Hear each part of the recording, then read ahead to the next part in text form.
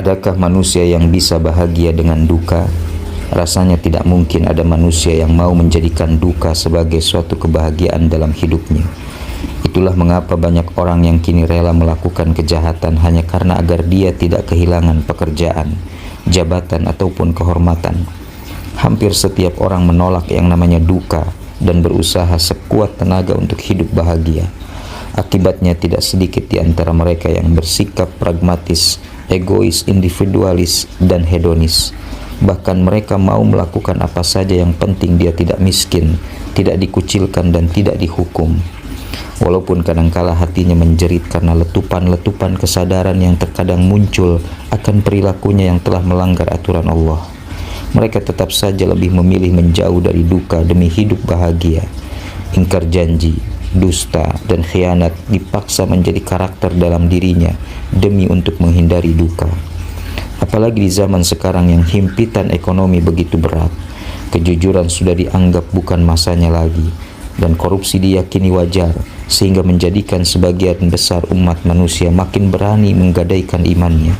Padahal kalau dicermati, duka yang mereka hindari dengan cara curang itu sejatinya adalah jalan tol menuju duka nestapa yang tiada tara. Duka di dunia hanyalah sementara, sebagaimana senang di dunia juga tidak selamanya.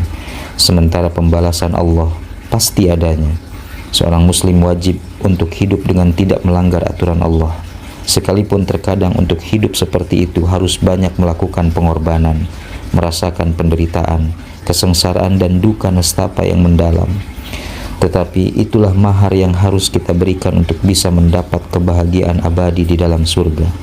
Apabila kita telah memahami hal ini, insya Allah kita akan bisa menjalani hidup ini tetap bahagia, meskipun harus bersahabat dengan duka. Duka sejatinya adalah mahar untuk bahagia. Hal itulah yang dilakukan oleh Nabi Yusuf alaihissalam. Sejak kecil dia hidup tidak dalam kebahagiaan. Dia menjadi anak Nabi Yakub yang dibenci oleh saudara-saudaranya. Dia pun harus rela dilempar ke dalam sumur. Kemudian dia hidup sebatang kara di negeri orang dengan status sebagai budak belian. Tak cukup di situ, Nabi Yusuf juga difitnah hingga harus mendekam dalam penjara.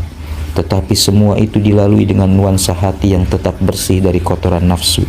Kebersihan hatinya membuatnya rela di penjara. Yusuf berkata, "Wahai Tuhanku, penjara lebih aku sukai daripada memenuhi ajakan mereka kepadaku.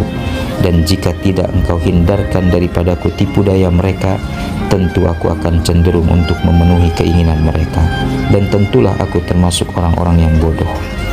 Demikianlah sikap Nabi Yusuf terhadap duka dalam hidupnya.